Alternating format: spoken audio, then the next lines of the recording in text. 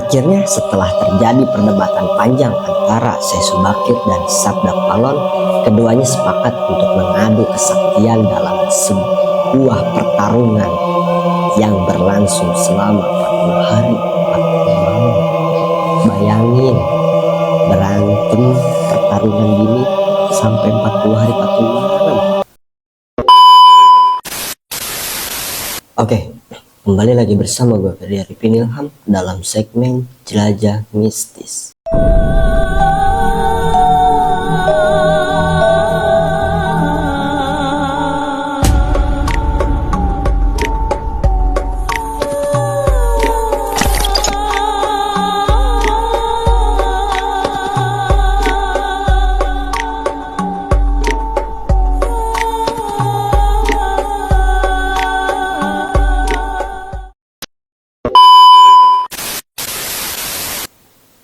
Kali ini gue ingin menceritakan tentang kisah Syekh Subakir, ulama Persia penakluk bangsa gaib atau bangsa jin di tanah Jawa.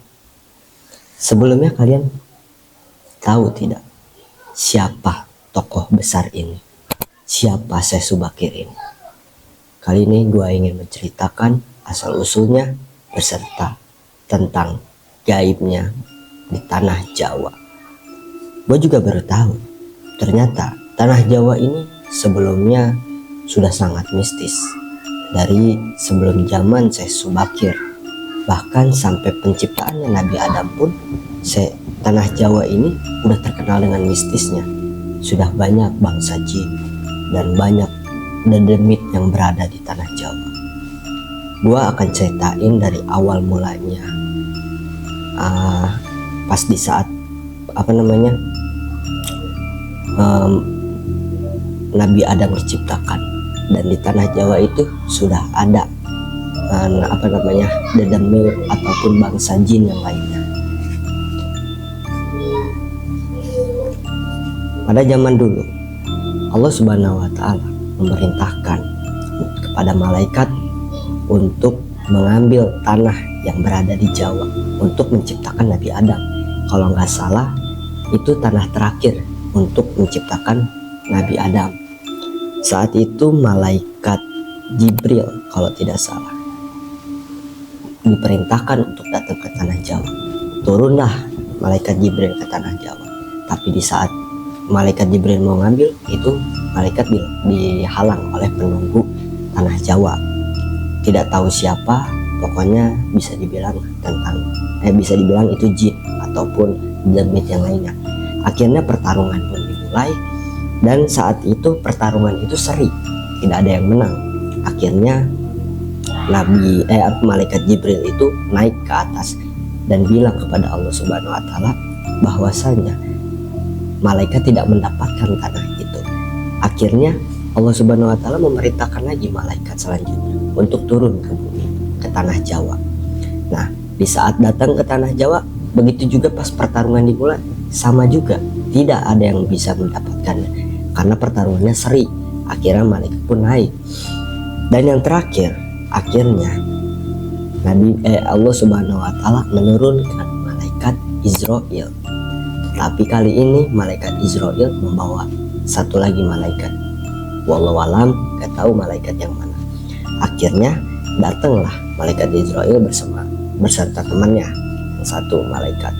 Pas turun, akhirnya malaikat Israel itu bertarung melawan dedemit ataupun bangsa jin yang berada di tanah Jawa. Sedangkan malaikat yang satunya lagi itu mengambil tanah. Nah, ini sangat cerdik, bisa dibilang logika banget lah. Karena yang satu malaikat bertarung menghadapi para jin, yang satunya lagi dia ngambil tanah Jawa itu sangat cerdik menurut saya. Oke, akhirnya tanah pun berhasil diambil dan berangkat kepada Allah Subhanahu wa Ta'ala untuk menyerahkan tanah yang terakhir untuk penciptaannya Nabi Adam. Nah, dari cerita ini, tanah Jawa itu emang udah dari dulu, dari zaman pas penciptaannya Nabi Adam pun bangsa jin dan dedemit itu udah ada. Jadi tanah Jawa itu bisa dibilang mistis banget, tanah legenda kalau bisa dibilang. Akhirnya tahun berlanjut, nah ada tentang Syekh Subakir, seorang ulama asal Persia, menjadi bagian tak terpisahkan dalam sejarah penyebaran Islam di tanah Jawa. Dikenal sebagai sosok yang memiliki kesaktian luar biasa. Syekh Subakir dikirim oleh Kesultanan Turki Utsmaniyah pada masa Sultan Muhammad I untuk menyebarkan dakwah Islam di Nusantara. Sebagai seorang wali, Syekh Subakir hanya membawa ajaran agama, tetapi juga dikenal memiliki kemampuan luar biasa dalam menangani masalah hal gaib ataupun mistis. Nah, keahliannya dalam meruqyah atau menghadapi makhluk gaib itu menuntaskan permasalahan yang dihadapi oleh para ulama sebelumnya dalam usaha menyebarkan Islam dari Jawa. Nah, jadi sebelum Syekh Subakir datang ke tanah Jawa, itu udah ada para ulama utusan dari Utsmaniyah ini Muhammad I, pemimpin Muhammad I. Beliau menyuruh ke para ulama untuk datang ke tanah Jawa dan menyebarkan agama Islam. Tetapi ulama itu pada gagal. Karena apa? Karena saking kuatnya bangsa jin dan dedemit atau jin di situ. Akhirnya Sultan Muhammad I memerintahkan kepada Syekh Subakir, karena Syekh Subakir ini sangat ahli dalam bidang hal-hal yang tentang gaib, begitulah. Akhirnya diperintahkan untuk datang. Nah, masyarakat Jawa kala itu masih juga sangat terpengaruhi oleh kepercayaannya tradisional atau penguasaan oleh makhluk halus. Nah, akhirnya Syekh Subakir pun melakukan perjalanan panjang menuju Jawa.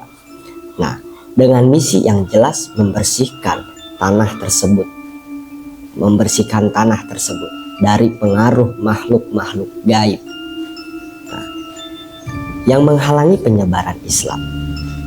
Jadi makhluk-makhluk gaib itu yang menghalangi selama pas Syekh Subakir itu ingin menjalankan perintah Sultan Muhammad I untuk penyebaran agama Islam. Itu yang menjadi penghambat adalah makhluk-makhluk gaib. Sesampainya di tanah Jawa, ia segera menemukan penyebab utama kegagalan dakwah ulama pada sebelumnya. Ternyata banyak bangsa jin atau dedemit yang menjadi penghalang utama dalam penyebaran agama Islam. Menurut Babat, tanah Jawa setelah mengetahui keberadaan makhluk halus yang mengganggu, Syekh Subakir memutuskan untuk mengulangi hal tersebut dengan cara yang tidak biasa. Ia membawa batu hitam dan dirajah dari Arab yang dikenal dengan nama Raja Aji, atau bisa disebut Raja Aji Kalacakra, dan menancapkan di puncak Gunung Tidar, Magelang. Keberadaan batu hitam tersebut menimbulkan gejolak yang besar di alam. Cuaca yang tadinya cerah tiba-tiba berubah menjadi mendung. Nah, dengan angin yang kencang dan kilat yang menyambar, hujan api pun melanda, membuat para makhluk halus yang ada di sekitar Gunung Tidar terpaksa untuk melarikan diri. Jadi, saat Syekh Subakir menancapkan batu itu di Gunung Tidar, seluruh makhluk yang berada di sekitar Gunung Tidar itu kecar-kecir karena saking panasnya hawa dan saking gimana ya, itu batu itu kayaknya khasiatnya tinggi sih, sampai-sampai jin aja kabur-kaburan, bahkan mengungsi seperti manusia. Fenomena alam yang terjadi selama 3 hari 3 malam ini memaksa jin-jin dan terlembut, pokoknya jin yang lembut lah, jin yang kasar maupun yang lembut itu untuk mengungsi. Beberapa diantaranya mati akibat hawa yang sangat panas yang dipancarkan oleh batu tersebut. Hal ini memicu reaksi dari penguasa tanah Jawa, yaitu Sabda Palon. Ya, atau bisa dikenal dengan Ki Semar Badranaya, Raja Bangsa Jin. Sabda Palon merasa terganggu dengan kejadian tersebut dan memutuskan untuk mencari tahu penyebab terjadinya timbul hawa panas.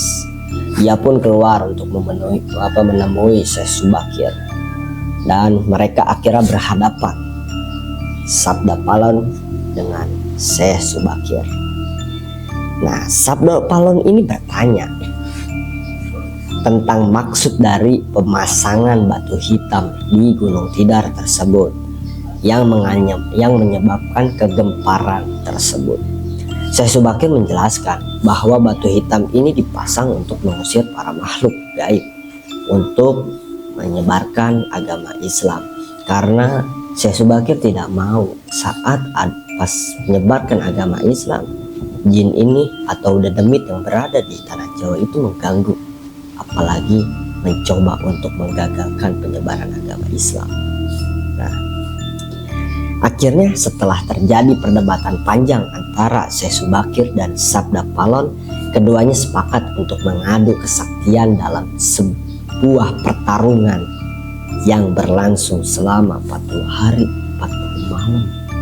Bayangin, berantem pertarungan gini sampai 40 hari 40 malam. Gua aja kalau berantem cuman sehari aja nggak sampai, sejam juga nggak sampai, udah ngos-ngosan. Apalagi ini kisah tentang yang luar biasa. Jadi ini pertarungan bukan sembarang pertarungan, ini pertarungannya orang dewasa, Syekh Subakir dan Sabda Palon. Sabda Palon dari tanah Jawa. Nah, pertempuran tersebut membuat seluruh tanah Jawa berguncang sangat hebat, disertai cuaca yang buruk tak henti-henti pokoknya. Jadi selama pertarungan Syekh Subakir melawan Sabda Palon itu pertarungan yang sangat luar biasa, sampai-sampai cuaca mendung, wah pokoknya bubar lah. Namun pada akhirnya Sabda Palon merasa kewalahan dan merasa bahwa Syekh Subakir ini sangat kuat, sampai-sampai Sabda Palon aja kelelahan. Jadi mau gak mau dia harus menghentikan pertarungan ini, karena kalau tidak Sabda Palon bakal kalah. Nah, akhirnya perundingan antara keduanya akhirnya menghasilkan kesepakatan. Sabda Palon memberi kesempatan kepada kepada Syekh Subakir dan para ulama lainnya untuk menyebarkan agama Islam, namun dengan syarat bahwa dakwah tersebut tidak boleh dilakukan dengan cara yang memaksa. Ataupun kesepakatan tersebut, Sabda Palon juga memberi kesempatan kepada raja-raja Islam untuk berkuasa di tanah Jawa, namun mereka tetap harus menjaga adat dan budaya-budaya dan yang ada. Ajaran Islam diperbolehkan berkembang, namun harus sesuai dengan kitab yang diakui. Dengan adanya kesepakatan tersebut, Syekh Subakir dan para ulama lainnya dapat menyebarkan agama Islam dengan tenang tanpa diganggunya oleh makhluk halus dan para jin ataupun dedemit. Nah, selain di puncak Gunung Tidar, Syekh Subakir juga membersihkan beberapa tempat angker di Jawa yang dikuasai oleh para raja jin dan makhluk halus. Nah, jadi Syekh Subakir ini memiliki banyak cerita versinya. Yang pertama versinya yang batu hitam itu. Nah, yang kedua ada lagi versi Syekh Subakir menggunakan tongkat kiai panjang sebagai senjata pusaka untuk melawan para bangsa jin dan dedemit. Tapi wallahu alam. Jadi kita tidak tahu cerita yang aslinya ataupun cerita yang mana yang benar. Cuman setahu saya ini cerita benar-benar asli. Mantap. Jadi keberhasilannya Syekh Subakir dalam membersihkan tanah Jawa dari pengaruh jin dan makhluk halus ini menjadi titik balik bagi penyebaran Islam di Nusantara. Tombak Kiai Panjang juga digunakan oleh Syekh Subakir, kini dijaga oleh masyarakat dan ditempatkan di puncak Gunung Tidar katanya. Nah, makam tombak tersebut menjadi simbol bahwasanya perjuangan Syekh Subakir dalam mengusir kejahatan di tanah Jawa. Kekuatan jahat, pokoknya mengusir kekuatan jahat di dalam tanah Jawa. Nah, keberhasilan Syekh Subakir dalam mengalahkan penguasa jin di Jawa membuat namanya dikenal luas.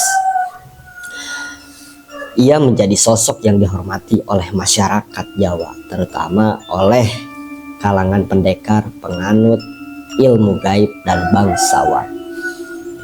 Namun kesuksesan yang besar ini juga menimbulkan kecenderungan untuk mendewakan Syekh Subakir. Jadi setelah Syekh Subakir mengalahkan Sabda Palon dan menghabisi meratakan seluruh bangsa jin ataupun dedemit, itu Syekh Subakir itu dianggap dewa oleh masyarakat sekitarnya. Syekh Subakir memutuskan untuk pulang ke Persia pada tahun 1462 Masehi. Kepulangannya Syekh Subakir ke Persia dimaksudkan untuk menghentikan kefanatikan yang mulai berkembang di masyarakat Jawa. Ia ingin agar umat Islam kembali pada ajaran tauhid yang benar tanpa terjebak dalam praktik-praktik syirik ataupun kefanatikan terhadap dirinya.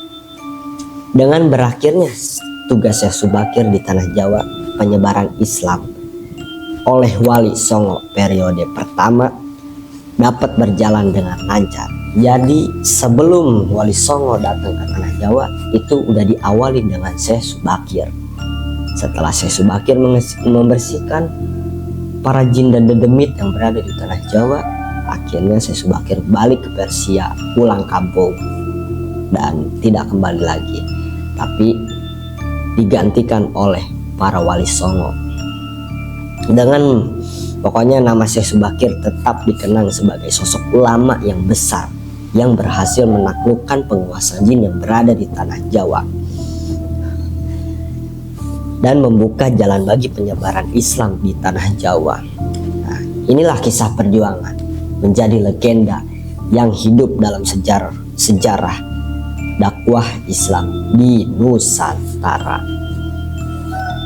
Kini makam tombak Kiai Panjang di puncak Gunung Tidar tetap menjadi tempat yang dihormati oleh masyarakat sebagai simbol perjuangan Syekh Subakir dalam menumbal tanah Jawa dari pengaruh makhluk luas. Makhluk halus maksudnya. Oke, semoga cerita ini menjadikan kita pelajaran, ada bermanfaatnya, dan kita mendapatkan ilmu dari cerita ini. Bahwasanya sebelum datangnya ajaran Islam, tanah Jawa itu sudah terkenal dengan hal-hal gaibnya atau mistis. Bukan dari sebelum Syekh Subakir, bahkan dari pas saat penciptaan Nabi Adam. Itu Nabi Adam belum lahir, baru penciptaannya. Di tanah terakhirnya, pas saat penciptaan harus menggunakan tanah terakhirnya itu berada di Pulau Jawa. Dan Pulau Jawa ini yang terkenal dengan hal gaib, sampai-sampai malaikat pun turun untuk bertarung melawan para bangsa jin dan dedemit yang berada di tanah Jawa. Oke, semoga cerita ini bermanfaat bagi kita semua. Kalau ada yang salah dari cerita ini, tolong dikritik di komentar di bawah ini. Oke, sampai jumpa di video selanjutnya. Jelajah mistis.